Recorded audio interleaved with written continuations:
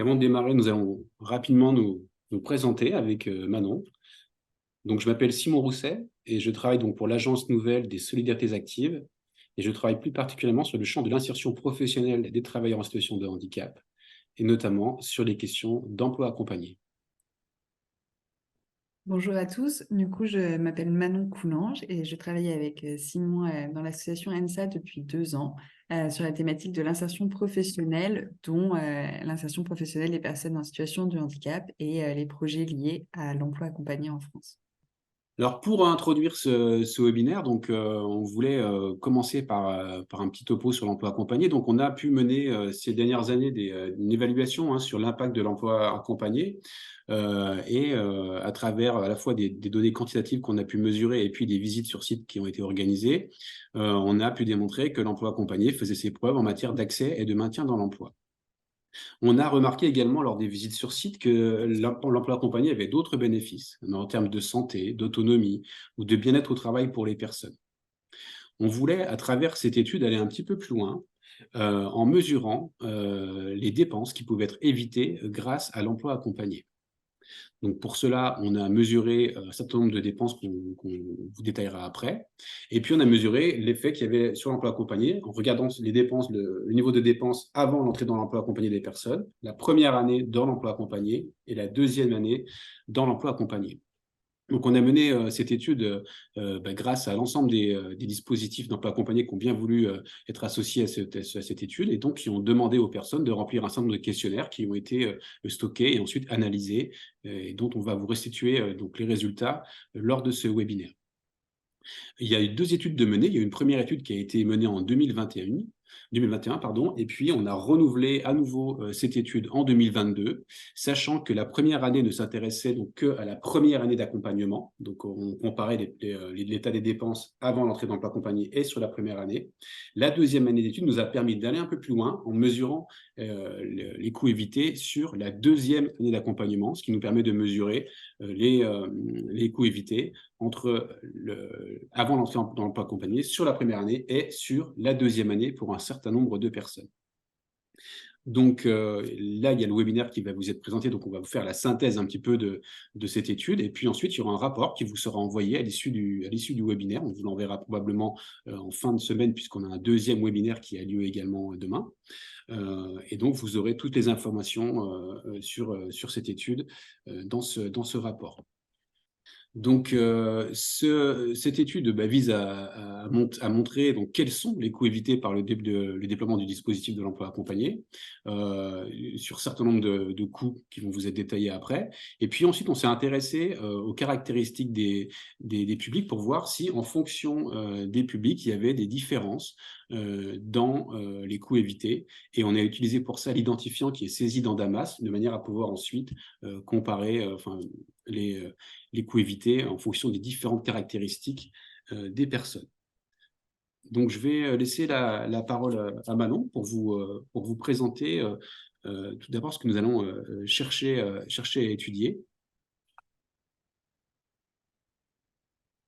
Du coup, que cherchons-nous à calculer? Donc, comme vous le disait Simon à l'instant, nous avons interrogé les personnes sur les coûts liés aux journées d'hospitalisation, aux arrêts de travail et aux minima sociaux l'année précédant leur entrée dans l'emploi accompagné, lors de leur première année d'accompagnement et puis lors de leur deuxième année d'accompagnement.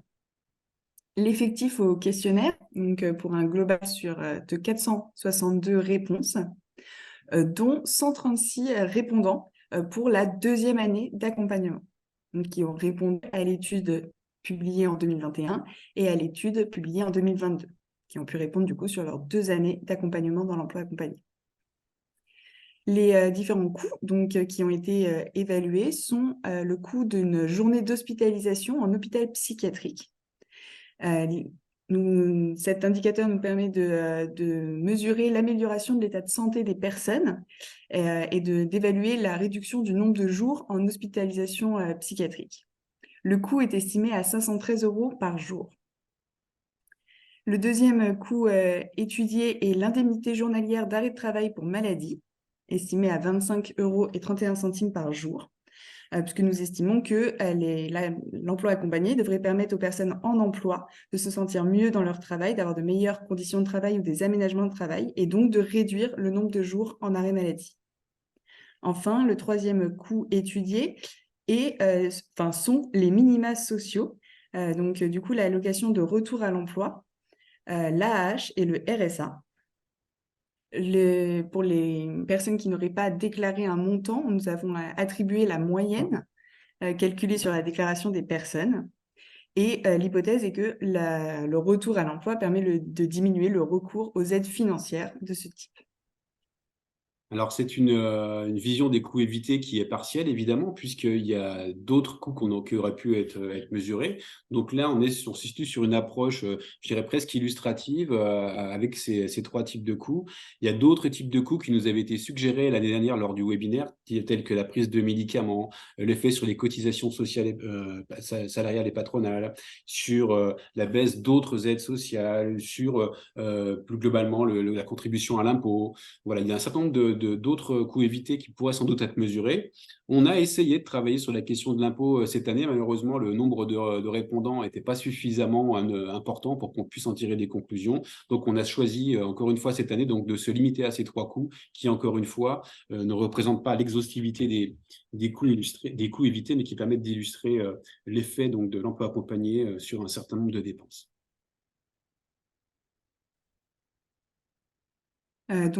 Pour mener cette enquête, cette étude sur les coûts évités, nous avons distribué le questionnaire, nous avons passé le questionnaire à un échantillon de personnes accompagnées.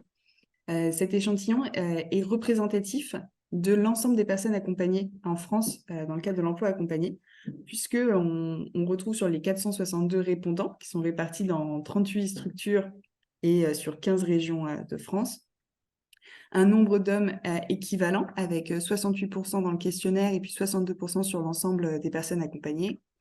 Pareil pour la répartition en âge, que nous avons divisé en deux classes d'âge, donc les moins de 30 ans et les plus de 30 ans, avec 56% de plus de 30 ans pour les répondants au questionnaire et puis 59% sur l'ensemble des personnes accompagnées.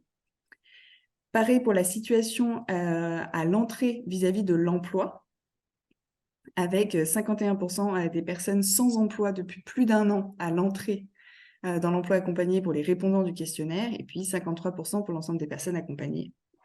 Pour les types de handicap, on est sur une bonne représentation des personnes avec des troubles psychiques, puisqu'on est à 39% pour les deux, pour l'échantillon et puis pour l'ensemble des personnes accompagnées, avec une légère surreprésentation des déficiences intellectuelles pour les répondants du questionnaire, puisqu'on est à 21% pour 16% dans l'ensemble des personnes accompagnées, mais cela reste minime et n'impacte pas l'analyse du questionnaire. Donc voilà, c'était pour les éléments de méthode, hein. On voulait vous présenter avant de vous présenter les résultats. Ce qu'il y a à retenir, c'est que donc on est sur trois coûts évités, que on est sur un nombre de répondants assez important, hein, donc environ 5% de l'effectif à fin 2022, qui est représentatif. Donc on va pouvoir ensuite donc tirer des conclusions hein, sur les résultats obtenus qui sont fiables. Donc avant peut-être d'aller plus loin, je ne sais pas s'il y a déjà à ce stade quelques questions. Alors, on n'a pas de questions, en tout cas, ouvertes sur l'outil questions-réponses, Très bien, alors je vous propose ni sur la discussion. N'hésitez pas Parfait. s'il y a des petites questions techniques à demander sur l'espace discussion. Voilà. Si pas de questions sur les méthodos, je propose de passer donc au cœur du sujet, donc au résultat. Donc je vais à nouveau partager mon écran et je vais te laisser la parole maintenant pour nous présenter la vue d'ensemble sur les coûts évités. Merci. Du coup, donc, sur la vue d'ensemble des coûts évités, donc, comme on vous le disait, donc, sur l'étude 2022, on a pu étudier donc, les coûts, le coût moyen par personne l'année précédant l'entrée dans l'emploi accompagné, hein, qui s'élevait à 7 845 €. Donc, c'est un coût moyen par personne.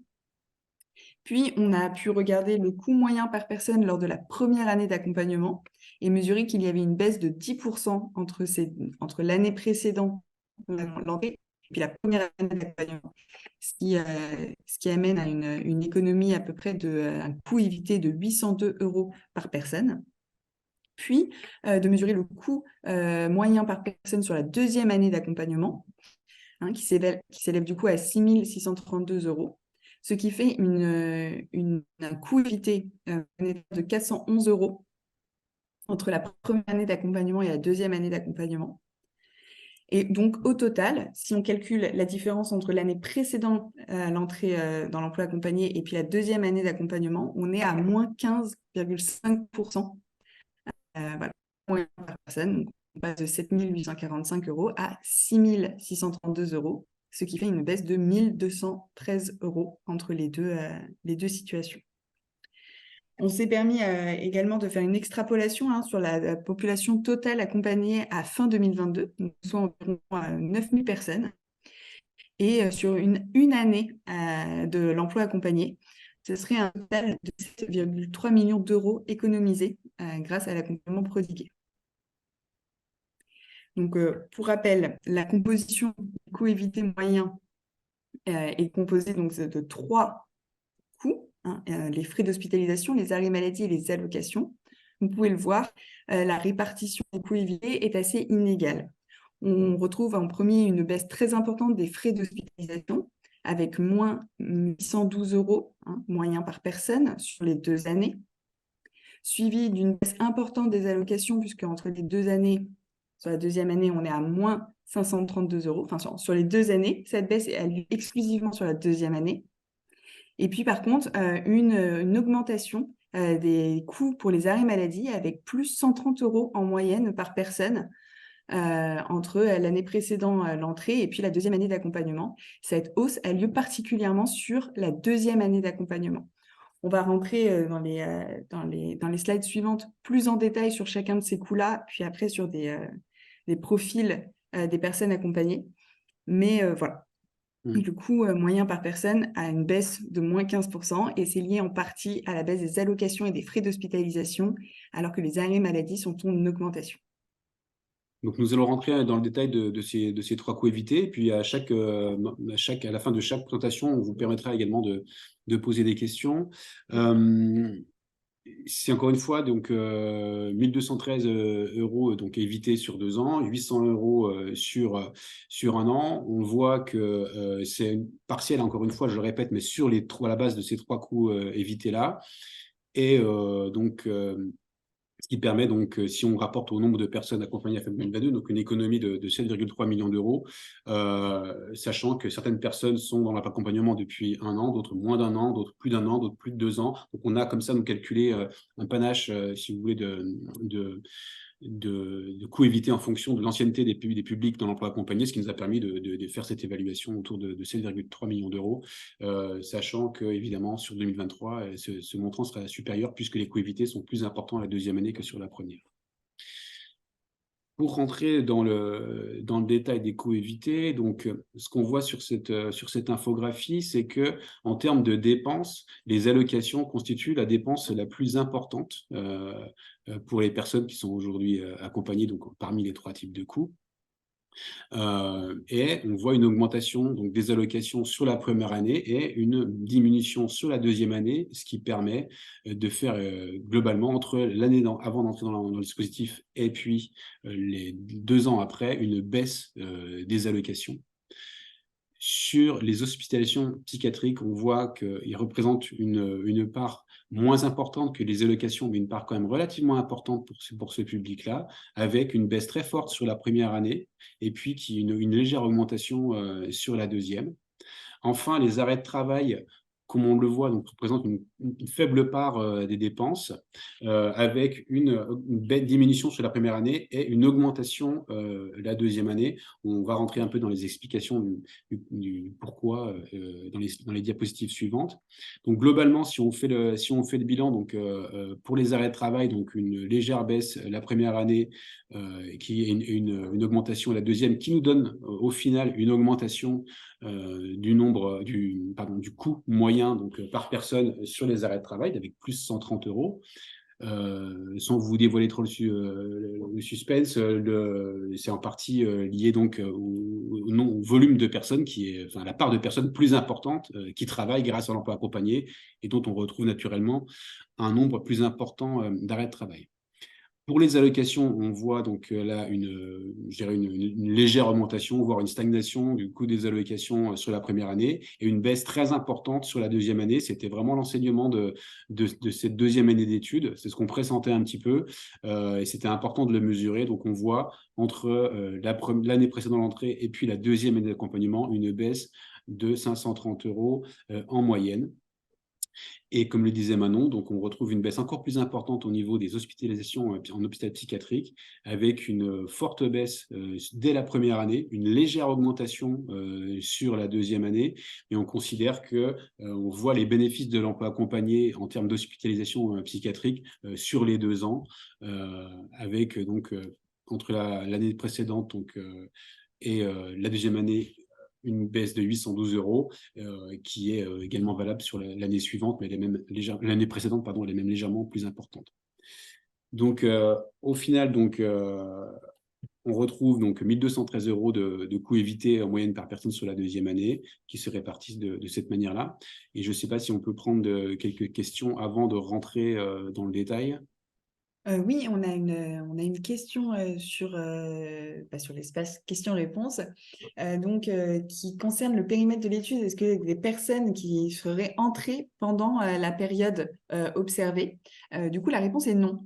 Ça nous concerne le questionnaire débuté par une question qui était l'année d'entrée dans l'emploi accompagné. Et si la personne avait moins d'1 an d'ancienneté dans l'emploi accompagné, elle ne pouvait pas répondre au questionnaire. Donc, si elle avait entre 1 et 2 ans, elle était redirigée vers le questionnaire qui concernait la première année d'accompagnement. Et si elle avait plus de 2 ans d'ancienneté dans l'emploi accompagné, elle répondait au questionnaire concernant sa deuxième année d'accompagnement. Voilà.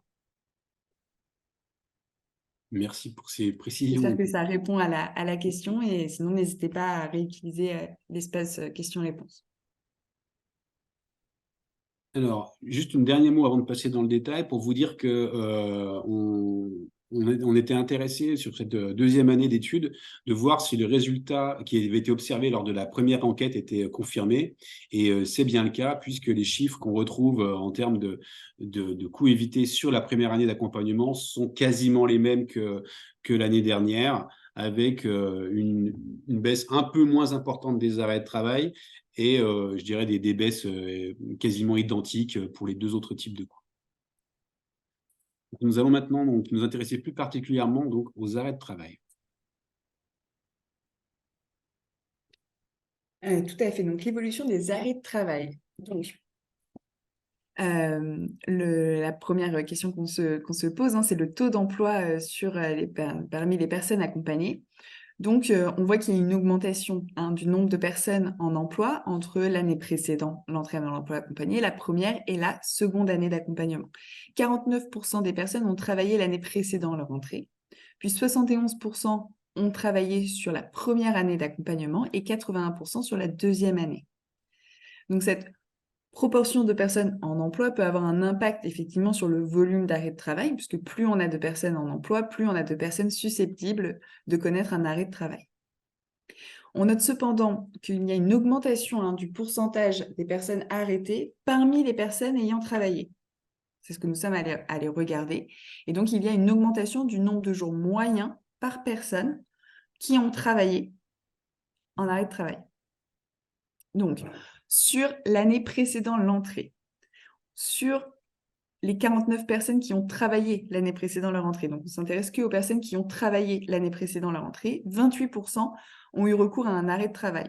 La première année d'accompagnement, elles sont 29% parmi celles qui ont travaillé à avoir connu un arrêt de travail. Et sur la deuxième année d'accompagnement, elles sont 33% à avoir connu un arrêt de travail. Donc on voit qu'il y a quand même une légère augmentation de la proportion des personnes ayant travaillé sur la période à avoir eu recours à un arrêt de travail. Par ailleurs, si on regarde le nombre de jours moyens par personne en arrêt de travail sur cette année, sur la période observée, l'année précédant l'entrée, on est à 13 jours en moyenne. Sur la première année d'accompagnement, on note une forte baisse puisqu'on passe à 7 jours en moyenne d'arrêt de travail.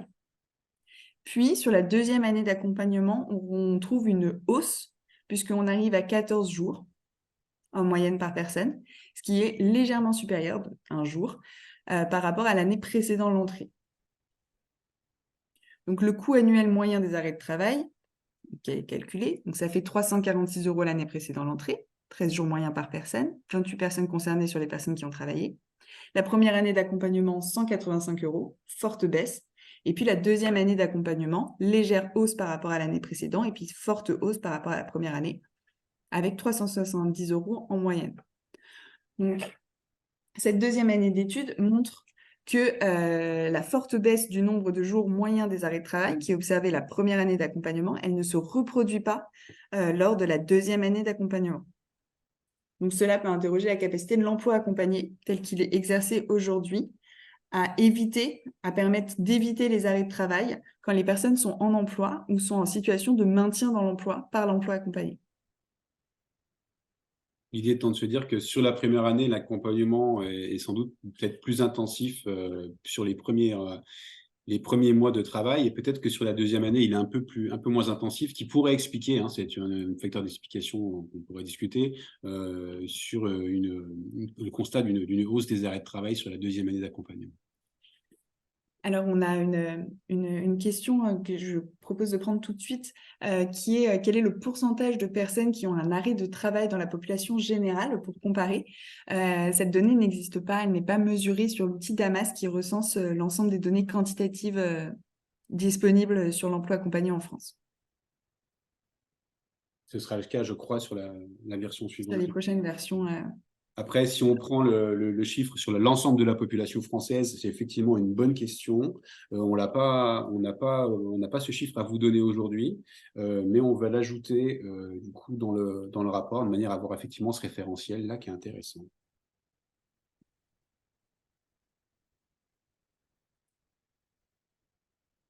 Je propose de passer à la diapositive suivante s'il n'y a pas d'autres questions. Donc, le recours aux allocations. Donc, globalement, on note une proportion d'allocataires qui reste stable d'une année sur l'autre. C'est-à-dire qu'on va se retrouver parmi les publics interrogés autour de 75% de personnes qui bénéficient d'au moins une aide. Donc, parmi ces aides, je le rappelle, donc, il y a l'AAH, l'ARE, donc l'allocation pour le retour à l'emploi, l'allocation chômage, et puis donc le RSA. Donc, on voit une proportion d'environ 3 personnes sur 4 qui perçoivent une aide. Par contre, ce qu'on observe grâce à l'emploi accompagné, c'est une baisse du montant de cette aide annuelle. Donc, on a demandé aux personnes combien, globalement, elles avaient perçu d'aide sur une année, et on a comparé donc les 3 années d'accompagnement pour voir si ce montant baissait. Et on constate qu'il y a une forte baisse, puisque si on considère les allocataires d'une de ces aides, on peut mesurer une baisse assez significative de l'allocation, puisque après avoir constaté une première année de hausse, qui s'explique notamment par tout simplement l'accès aux droits d'un certain nombre de personnes, et notamment les plus jeunes, on constate sur la deuxième année d'accompagnement une baisse significative, donc de 532 € en moyenne, ce qui permet de constater globalement donc une baisse de 8% des allocations sur la deuxième année d'accompagnement. Ce sera intéressant de voir si sur la troisième, cette tendance à la baisse se confirme ou s'accentue. Mais en tout cas, cette deuxième année, déjà, nous apporte un résultat qu'on attendait un petit peu par rapport à la première année. On avait constaté une légère hausse. Là, on constate véritablement qu'il y a une baisse qui est amorcée, tout simplement parce que les personnes ont repris un emploi sur la première année, et on en mesure les effets en termes d'allocation sur la deuxième. Donc, on a regardé un petit peu dans le détail en fonction des différents types d'aides. Ce qu'on peut remarquer, c'est que l'évolution des coûts évités en fonction de l'aide perçue varie d'une aide à l'autre. Pour l'AAH, on est grosso modo sur une diminution de 12% entre l'année précédant l'entrée et puis la deuxième année d'accompagnement. Baisse qui avait été légèrement amorcée sur la première année et qui se confirme donc sur la deuxième avec à nouveau une baisse de 11%, ce qui nous amène donc à ce total de moins 12% sur 2 ans. Pour l'allocation chômage, la diminution est encore plus importante, puisqu'on constate donc dès la première année une baisse de 20%, une baisse de 50% sur la deuxième année, enfin 46%, ce qui nous amène sur 2 ans à une baisse de l'allocation chômage de 57% pour les personnes qui la touchent. Sans doute liée tout simplement à la reprise d'un emploi. Et puis enfin, donc, concernant l'allocation au RSA, on a des petits effectifs, donc c'est très très difficile d'en tirer des conclusions. Globalement, on observe une légère augmentation, voilà, mais c'est pas encore, voilà, encore une fois, pas très significatif vu le peu de personnes qui sont concernées. Y a-t-il des questions, Manon, sur ce coût évité, sur les aides? Non. Non, alors je te laisse la parole. Pour la suite, c'est moi qui continue, je suis un peu perdu. Je vais prendre le relais sur les coûts d'hospitalisation psychiatrique. Super, merci. Du coup, le nombre de jours d'hospitalisation en hôpital psychiatrique, donc on a vu le coût est en baisse. Il y a des coûts évités liés à cet indicateur-là. Donc, le nombre de personnes hospitalisées l'année précédant l'entrée est de 43 personnes. Sur la première année, ils sont 23. Et sur la deuxième année, ils sont 8. Donc, on voit déjà qu'il y a un nombre de personnes concernées par des hospitalisations qui diminue au fur et à mesure des années d'accompagnement dans l'emploi accompagné. On est à peu près à 10% l'année précédant l'entrée et on passe la barre des 5% lors de la première et de la deuxième année d'accompagnement. Par ailleurs, on voit aussi qu'il y a une baisse du nombre de jours moyens d'hospitalisation qui est de 30 jours l'année précédant l'entrée et qui passe à 19 jours la première année et à 21 jours la deuxième année. Donc, on perd à peu près 10 jours d'hospitalisation moyen, enfin, sur la moyenne annuelle par personne concernée. Cette baisse de la durée moyenne donc, a un impact fort sur la baisse des coûts, notamment pour les personnes concernées par ces hospitalisations psychiatriques, du fait que le coût estimé pour ces journées est de 513 €. Donc forcément, on est sur des gros volumes de frais, puisque 30 jours, c'est 30 fois 513 € comme coût pour les hospitalisations. Le coût moyen par personne à la précédente entrée est de 1 555 € sur l'ensemble des répondants du questionnaire, si on le rapporte à l'ensemble des répondants. Le coût sur la première année est de 493 €.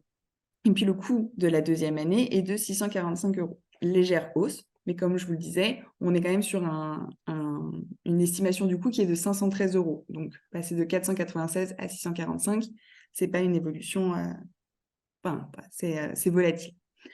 Donc, le coût évité moyen par an sur 2 ans est de moins 56% en moyenne pour l'ensemble des personnes accompagnées, donc de moins 924 €.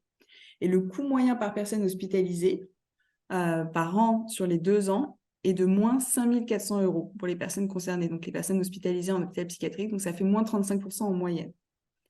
Donc cette baisse qui est très importante pour ce public, ça met en avant la nécessité de créer des liens avec les équipes médicales intervenant en hôpital psychiatrique. L'emploi accompagné devient un outil pour constituer un facteur important de rétablissement des personnes qui sont concernées par ces hospitalisations.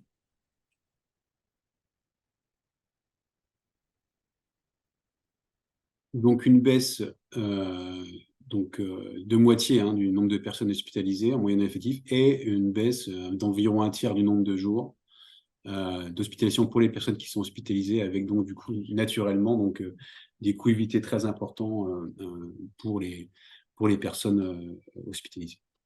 Est-ce qu'il y a des questions, Manon? Parce que moi, je ne vois pas les questions.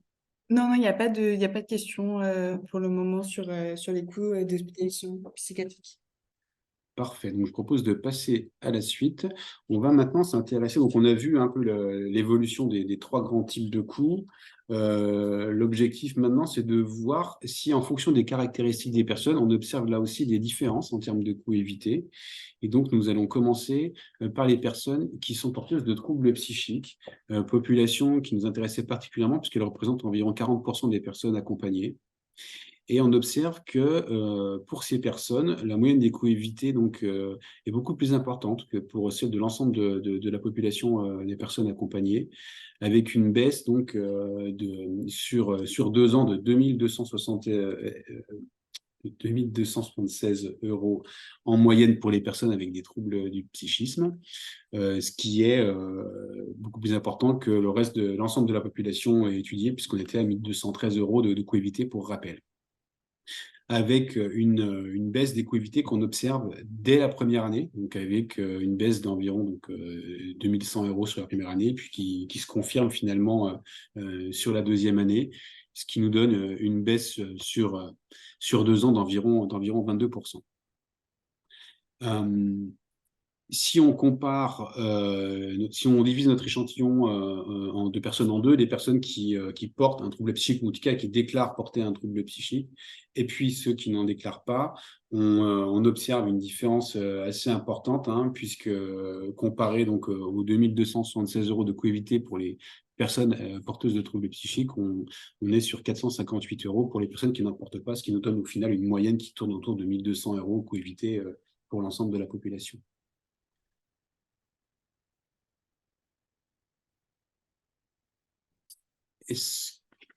Je continue ou Oui. non? Ok, pas de questions? Non. Alors, écoute, je te laisse. Je continue sur les questions d'emploi. Là, on s'est intéressé donc aux personnes qui étaient en emploi versus les personnes qui n'ont pas eu d'emploi sur la première année d'accompagnement. On s'intéresse vraiment là uniquement à la première année d'accompagnement. Donc, sur les 462 personnes qui étaient suivies la première année, il y en a 329 qui ont une expérience professionnelle lors de leur premier accompagnement. Donc, ça va de 1 jour à du temps complet. En tout cas, on s'est intéressé à ce public-là. Et puis, de l'autre côté, il y a 133 personnes qui n'ont pas travaillé, ce qui nous a permis de comparer deux effectifs de taille suffisamment importante. Et on constate un écart fort en termes de coûts évités, puisque pour les personnes qui ont travaillé lors de la première année d'accompagnement, on observe une diminution donc, de 1 372 € et versus une augmentation pour les personnes qui n'ont pas travaillé, avec une augmentation de 610 €. Donc un impact négatif qui s'explique par forcément des différences en termes d'allocation pour les personnes qui travaillent, sans doute un effet aussi de l'emploi sur les hospitalisations. Et donc, ce qui nous donne au final cette différence. Après, le limite de ce raisonnement, c'est que on peut aussi, à un moment donné, être en meilleure santé et donc travailler, ou alors d'avoir des difficultés de santé qui nous empêchent de travailler. Et donc, voilà, c'est un peu les deux, je dirais, les, l'analyse de cause à effet peut s'expliquer dans un sens et dans un autre. Donc, on reste un peu prudent aussi avec cette interprétation, même s'il est reconnu aujourd'hui que le fait de travailler a sans doute un impact donc, sur les allocations, c'est sûr, et puis sur sans doute les questions de santé mentale.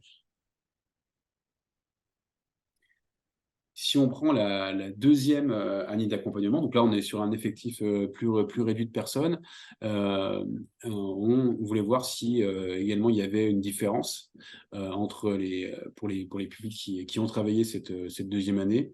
Et donc là, on constate donc pour les arrêts de travail, ce qu'on avait pu constater pour l'ensemble de la population, donc une augmentation donc du coût des arrêts de travail sur la deuxième année versus la première où on avait constaté une baisse. Et puis, on observe également donc, une baisse des allocations et une baisse importante des coûts d'hospitalisation psychiatrique, donc qui nous donne une moyenne de coût évité qui est autour de 1 376 €, qui est finalement légèrement supérieure à la moyenne, mais il y a une grande proportion de personnes qui travaillent dans l'effectif. C'est ce qui explique cette proximité entre ce coût évité pour les personnes qui travaillent la deuxième année et puis la moyenne des coûts évités pour l'ensemble de la population, puisqu'il y a seulement parmi donc les 136 personnes pour lesquelles on avait des données sur la deuxième année, il n'y avait que 20 personnes qui ne travaillaient pas. Et donc, c'est assez délicat là aussi de tirer des conclusions sur une différence de coût évité, sachant que le deuxième groupe est finalement très faible, avec uniquement 20 personnes qui n'ont pas travaillé la deuxième année.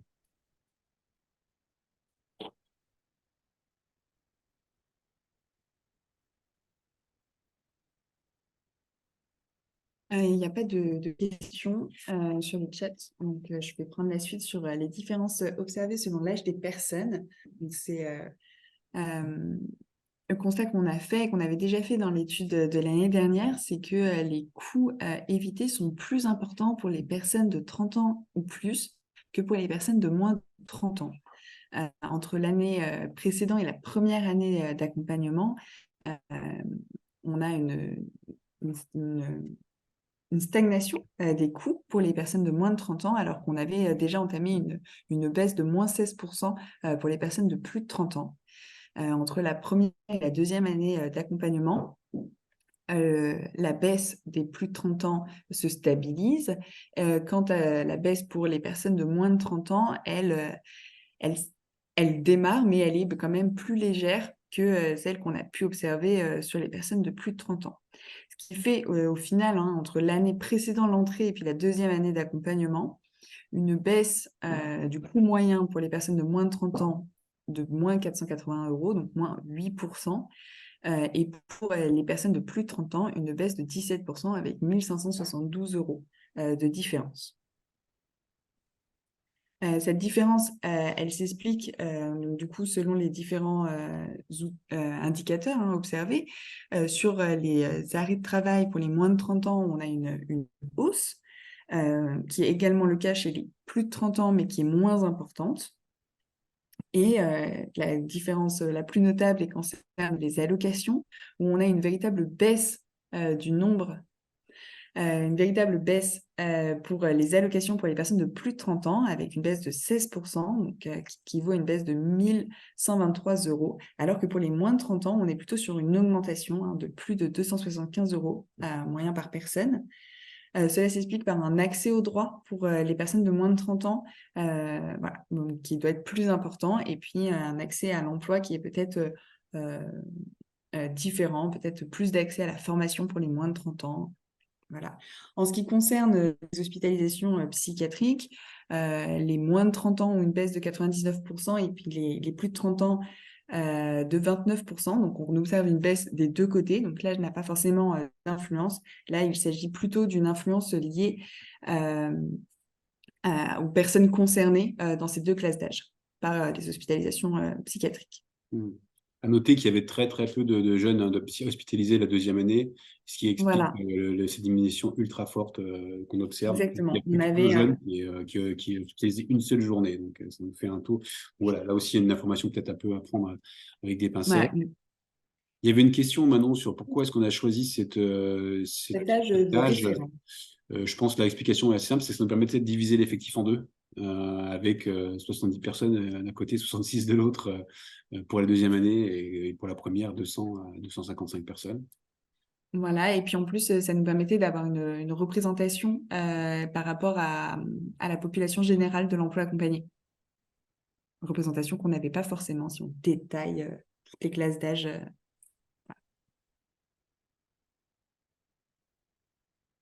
Ah, encore une autre question. Est-ce qu'on a un détail sur le public PSA Alors, spectre autistique? C'est un peu plus tard. alors, sur les personnes avec des troubles du cétocite, non, on ne le verra pas aujourd'hui. Effectivement, on n'est pas rentré dans le détail de chacun des différentes caractéristiques qu'on pouvait observer en termes de coûts évités. Mais par contre, dans le rapport, vous trouverez des informations sur le sujet.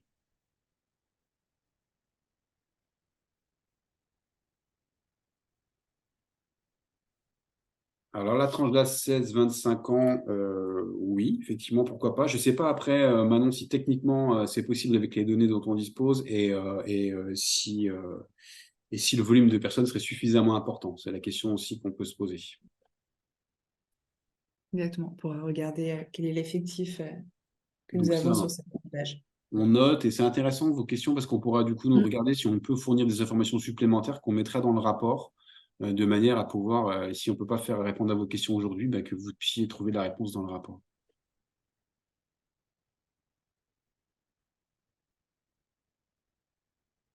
On passe à la diapositive suivante. Tout à fait.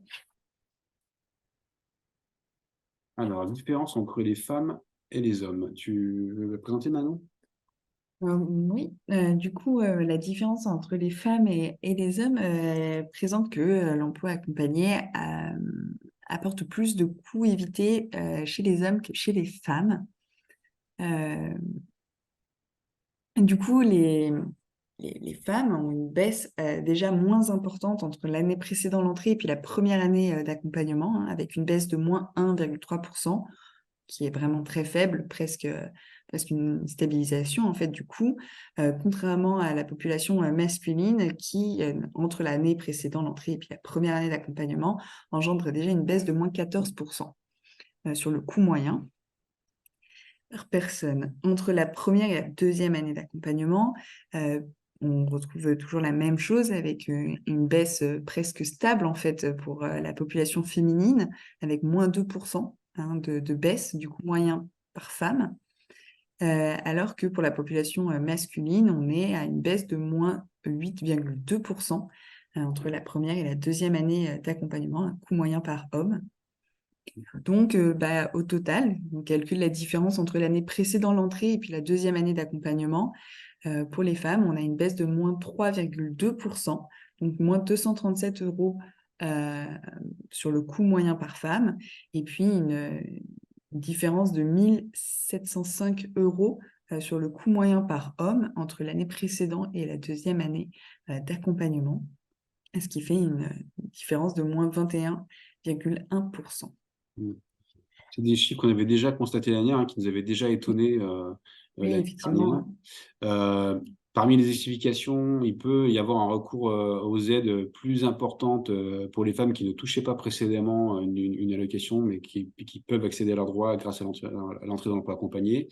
Et puis, il y a malheureusement peut-être la question aussi de l'accès à l'emploi, où il faudrait qu'on regarde ça en détail, mais il y a peut-être moins de femmes qui accèdent à l'emploi que des hommes en proportion, ce qui pourrait expliquer notamment l'augmentation moins forte des arrêts de travail pour les femmes et contrario, une augmentation des allocations versus une diminution pour les hommes.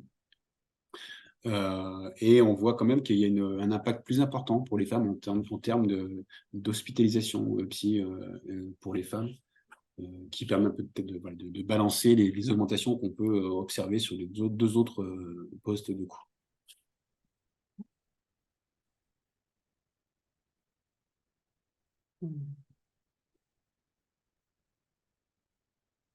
Alors, sur le fait de réitérer, il y a une question sur la réitération de l'étude pour avoir effectivement des effectifs plus importants, notamment sur la deuxième année. Donc, c'est pas d'actualité pour cette année. On verra peut-être donc en 2024 si on peut réitérer pour augmenter encore le nombre de personnes, puis la durée d'études. C'est pas aujourd'hui prévu, mais c'est quelque chose qu'on peut regarder pour 2024. En tout cas, il n'y a pas d'année, il n'y a pas de questionnaire en cours là pour cette fin d'année. Alors, on a quelques éléments qualitatifs à vous présenter également. Donc, là, encore une fois, on vous a fait une synthèse des grandes données, hein. Dans le rapport, vous trouverez des informations beaucoup plus détaillées. L'idée, c'était quand même de pouvoir vous présenter oralement un petit peu ces résultats et puis vous puissiez ensuite les regarder à tête reposée quand vous recevrez le rapport dans quelques jours.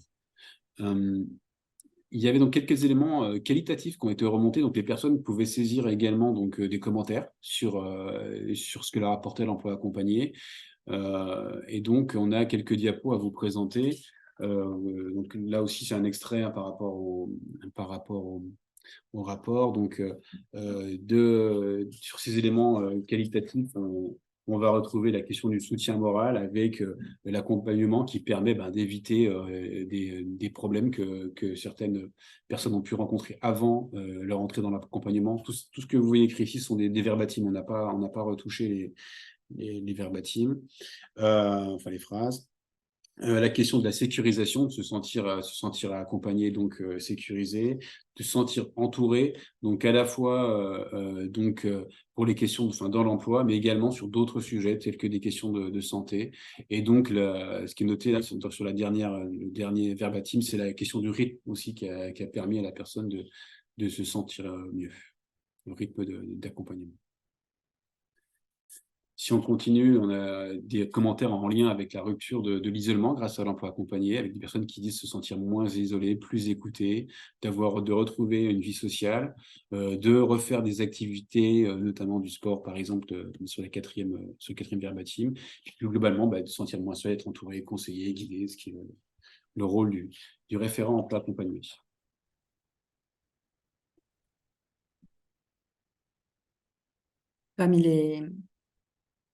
Parmi les éléments qu'on retrouve aussi beaucoup dans les verbatims, c'est la question de la confiance et puis de la motivation hein, qui est retrouvée grâce à l'accompagnement des job coachs, que ce soit confiance en soi et motivation pour retrouver un emploi, mais également pour les personnes qui sont extérieures enfin qui n'ont pas forcément lié à l'emploi, quoi. Vraiment, on retrouve une stabilité dans la vie quotidienne, comme on l'a vu précédemment dans la vie sociale. Beaucoup de questions de confiance et de motivation. Une notion de confiance qu'on retrouve quasiment dans tous les verbatim ou chaque fois qu'on interroge une Pouvoir personne. parler avec des personnes de confiance, être entouré dans un contexte de confiance et de sérénité. Et qui est très lié du coup l'acceptation et la déclaration et la gestion du handicap. Donc là encore une fois, hein, de façon vraiment égale chez les personnes qui retrouvent un emploi ou qui sont en emploi que chez les personnes qui n'ont pas retrouvé d'emploi, qui ne sont pas en emploi. L'acceptation du handicap, la capacité à l'exprimer, à le communiquer, à partager sur cette question-là. Voilà, et qui, on le sait, est très importante aussi pour le bien-être au travail et l'acquisition d'aménagements de travail adaptés pour les personnes en situation de handicap. Sur l'accompagnement social et professionnel, donc on voit aussi l'importance du référent sur le fait de diminuer l'anxiété des personnes pour vraiment se sentir mieux, et notamment pour la gestion des démarches administratives. Et donc qui peut soulager la personne dans sa démarche de retour à l'emploi. Le fait de se sentir également accompagné dans le travail, qui est important avec un accompagnement qui va être personnalisé et notamment donc sur des difficultés qui sont parfois difficiles à gérer, notamment les problèmes psychiques. Des commentaires sur le fait qu'il y a eu il y a une vraie prise en compte des préférences des personnes pour trouver des postes qui sont en correspondance à la fois avec les besoins et puis les envies des personnes, avec des personnes qui ont trouvé des emplois, notamment en CDI, comme c'est noté sur le premier verbatim. Le fait de sentir s'accompagner donc vers l'emploi, mais également dans l'emploi, avec sur les questions de discussion avec l'employeur, d'appui dans l'emploi ou pour trouver une formation, et puis les questions d'aménagement du poste qui peuvent passer par du temps partiel notamment, qui permet de se maintenir en emploi plus longtemps. Donc, également un point qui est avancé de manière spontanée par par certaines personnes qui ont répondu au questionnaire. Et puis enfin, donc, on a le soutien donc, dans l'emploi sur la durée. Donc, quelques personnes nous ont émis un commentaire sur le sujet, le fait de se sentir moins seul, de pouvoir aussi avoir un point de discussion, enfin, une appui à la discussion avec l'employeur, de faciliter les relations avec les autres dans le travail. Et puis, comme on l'a déjà dit, la confiance en soi et puis se sentir bien tout simplement en emploi, avec ce point de vigilance quand même qu'on a noté tout à l'heure, avec ce signal un peu des arrêts maladie qui repartent fortement sur la deuxième année, avec cette question qu'on pose, est-ce qu'il n'y aurait pas à un moment donné, dans la dégressivité de l'accompagnement, peut-être un point d'achoppement un peu qui ferait que les personnes peuvent à un moment donné se mettre en arrêt de travail parce qu'elles ne sont pas si bien que ça dans l'emploi au bout d'un certain temps. Donc c'est une question qu'on pose aujourd'hui. Voilà, on a terminé avec la présentation. On est à peu près dans le temps, puisqu'il est 16h55. Il nous reste donc quelques minutes pour éventuellement prendre quelques dernières questions. Et puis, si vous souhaitez partager de vive voix votre sentiment sur cette étude, ou si vous avez des points qui permettraient d'alimenter, n'hésitez pas à lever la main pour également pouvoir prendre la parole. Vous avez le bouton qui normalement s'affiche en bas sous nos visages. Lever la main. Il suffit de cliquer dessus et nous, on voit la main levée sur notre écran. Et on peut vous donner la parole. Il y avait déjà une question par écrit, Simon. Alors, le lien entre l'expérimentation et la participation des usagers, non, on n'a pas véritablement aujourd'hui de lien sur une éventuelle participation des personnes accompagnées. Euh, on a une autre expérimentation en cours hein, sur le développement de la participation dans les dispositifs d'emploi accompagné qui nous permettra d'en savoir plus puisque cette expérimentation va être évaluée pour mesurer justement l'impact des actions de participation sur l'emploi des personnes et potentiellement sur les coûts évités, même si on n'avait pas vraiment prévu de mesurer les coûts évités liés à la participation, mais en tout cas, on aura des infos sur ce que ça peut apporter. Voilà, et puis n'hésitez pas, si vous avez des questions qui vous viennent après ou même à la lecture du rapport, à nous contacter directement, Simon ou moi, dans nos adresses mail de l'association. On sera disponible. Merci beaucoup. Merci beaucoup, au revoir. Bonne fin de journée.